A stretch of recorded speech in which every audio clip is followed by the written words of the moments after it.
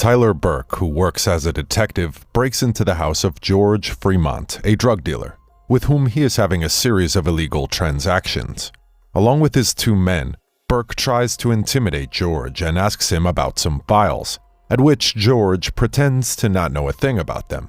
Burke shoots George in the leg and forces him to reveal the location of the files inside a safe. The files are inside George's laptop, and as it can be seen, they contain serious incriminating photographs of Burke and his partners. While the other men search the house for any backups to those files, Burke shoots George to death and makes it look like he was defending himself. The next day, Detective John Shaw drives to the police precinct where Captain Ellen Matthews welcomes him back to active duty after an unknown event that clearly affected Shaw. Burke enters the precinct and he is applauded for the success of stopping Fremont's criminal activities. In the meantime, a hidden flash drive is found during Fremont's autopsy in one of his pockets.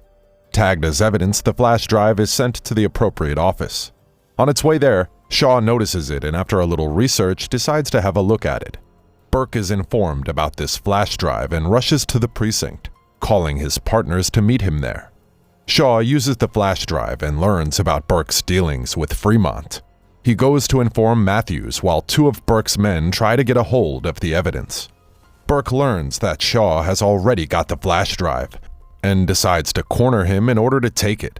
Shaw receives gunfire by one of Burke's men and knows he is now in deep trouble. He checks his gun and sees that he only has 12 rounds. Burke has the building under lockdown, and Shaw calls Matthews to tell her of Burke's doings. He is distracted by a noise, however, goes silent. Meanwhile, a young officer named Jenny Taylor has remained in the building, and she is unable to get out. One of Burke's men is getting caught by Shaw, who uses him as a shield against Burke. Shaw tells Burke that there was always something wrong with him, and Burke argues about Shaw's lousy aim. Burke grabs his gun and fires at his own men, who, despite Shaw's efforts, dies inside the elevator. Shaw makes it to the locker room where another man of Burke's comes from behind and aims his gun at him. Shaw, however, surprises him and a fight ensues. Shaw knocks out the man and runs away. With very limited options as he is closely watched by the cameras, Shaw runs into Jenny, who, alarmed by his drawn gun, attempts to arrest him. Shaw points his gun at her and disarms her of her ludicrous taser gun. He tells her to remain hidden until the lockdown is over and goes to find a way out.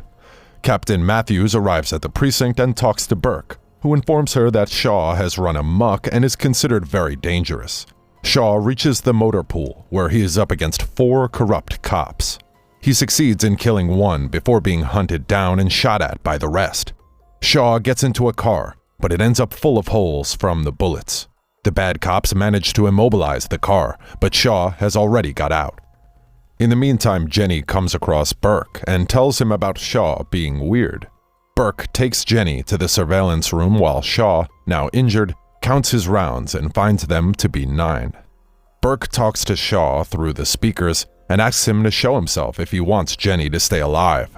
Shaw comes into full view of one of the cameras, revealing his location, but a cold-blooded Burke shoots Jenny dead. Shaw hears this and is enraged. He hides again and Burke takes his team to arm themselves. Burke is determined now to kill Shaw and retrieve the flash drive at all costs. Searching the entire precinct, Shaw is located in the crime lab binding his wound. Darrow, who is in charge of surveillance, informs the others and Shaw destroys the camera. Burke's team comes in and Shaw kills one of them before taking cover. Burke taunts Shaw, who, using the taser gun on the dead cop, creates an explosive diversion and hides, giving Burke and his team the impression that he has escaped through the vents. Chief Kepler arrives at the precinct and he's updated about Shaw and the situation within. Shaw's partner, Ray Jones, has been recently killed in action, where Shaw was also injured. Shaw suffered from post-traumatic stress disorder, but after a thorough psychic evaluation, he has been given the green light to return to active duty. The chief communicates with Burke, who spreads his evil lies about Shaw, calling him a deranged murderer. Assessing the gravity of the situation, the chief tells Burke that a SWAT team is standby to engage. Shaw gets inside the server room and turns off all of the cameras. He attempts to send the evidence via internet, but Darrow prevents the upload. Shaw gets on the roof and calls Matthews, telling her about Burke's coalition with Fremont. Another one of Burke's men comes and fights with Shaw. Punches and kicks are violently exchanged, and Shaw tricks the bad cop by blowing him up with one of his own grenades. Further showing his resourcefulness, Shaw electrocutes another one of Burke's men by putting naked wires on a door handle. He counts 8 rounds now against 6 bad guys and exclaims about how he loves these odds. Burke comes to the roof, but Shaw disarms him and handcuffs him. Burke hints at Shaw's futility concerning his sticking to the right side of the law, whereas Shaw brings up "to protect and serve" motto of the police force. Shaw, who sees Burke as his way out of the precinct, takes him to the elevator. Burke, however, releases himself from the handcuffs and another fistfight begins. Shaw is seen tossed out of the elevator, and before he can get a chance to shoot at Burke, the door closes. No respite for him, though, as another corrupt cop appears and shoots at Shaw with a shotgun. Shaw fires back, and while the man jokes at him of trying to shoot a place that isn't covered by Kevlar, Shaw shoots the man in the head. Soon after this, Burke comes again and Shaw leaves. Under heavy fire and taking 1 bullet in the abdomen, Shaw escapes from the 3 bad cops before the chief tells Burke that he only has 5 minutes before sending the SWAT team inside. Shaw ties his new wound and takes down 1 more of Burke's team. Running out of options, gas is released, but Shaw evades again and kills another one. Burke is informed then that the SWAT is coming in and asks from Darrow to distract Shaw. The trick is successful, and Shaw is now under Burke's mercy. Holding him at gunpoint, Burke asks for the flash drive and Shaw hands it over. Burke smashes the flash drive and proceeds to give Shaw a beating. He then goes to kill him with his own gun. Seeing that there are only 2 rounds, Shaw says that one is for Darrow and the other is for Burke. Burke aims at Shaw, but suddenly the power is off as the SWAT enters the precinct. Shaw proves to be too fast for Burke.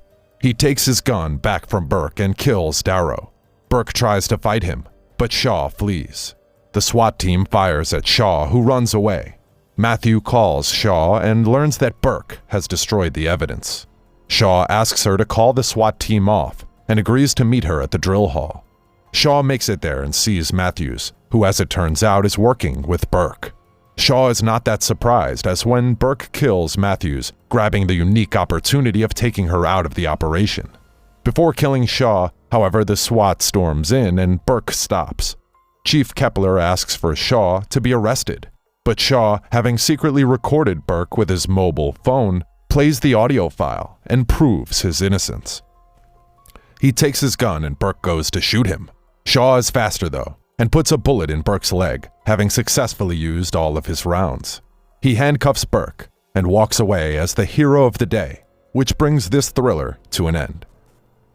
Thanks a lot for watching, guys. If you liked this video, please consider subscribing to our channel. I'll be back with another interesting movie recap. Until then, take care.